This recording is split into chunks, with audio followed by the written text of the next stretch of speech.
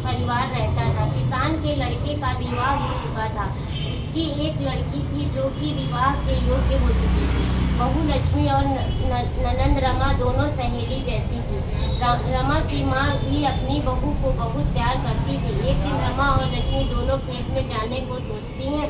माँ से आज्ञा लेकर साथ में कुदाली टुकनी लेकर खेत जाती है। लक्ष्मी अपनी ननंद से कहती है, तुम यहाँ पर बैठना, तब तक मैं खेत में कांटा, लकड़ी, घास इत्यादि पड़ा है उसे बीन लेती हूँ। ऐसा कहकर लक्ष्मी काम में लग जाती है। इधर रमा जहाँ बैठी थी वहीं पर नाक का भिगोरा था।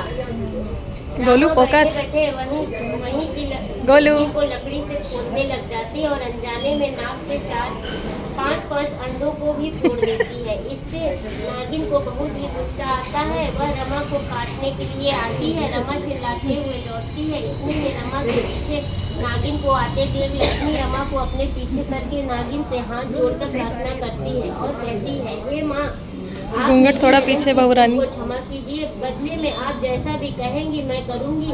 नागिन लक्ष्मी से कहती है, मेरे पूरे वंश का नाश कर दिया है, क्या तू इसकी पूर्ति कर सकती है? लक्ष्मी सोचती है कि मेरे तो एक ही ननद है, यदि इसको कुछ हो गया तो मेरी सास का क्या होगा? फिलहाल अभी इस परिस्थिति को टालना होगा।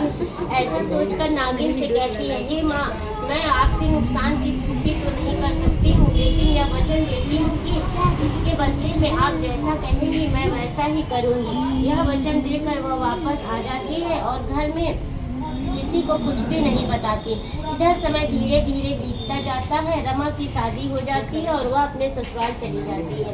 लक्ष्मी भी अपना वचन भूल जाती है। कुछ समय बाद लक्ष्मी एक सुंदर बालक को जन्म देती है। परिवार में खुशियाँ मनाई जाती हैं। छठी की रात को नागिन आती है और लक्ष्मी से उसका बच्चा मांगती है। लक्ष्मी सोच में पड़ जाती है और अपना वचन याद आते ही वह अपना बच्चा नागिन को दे देती है।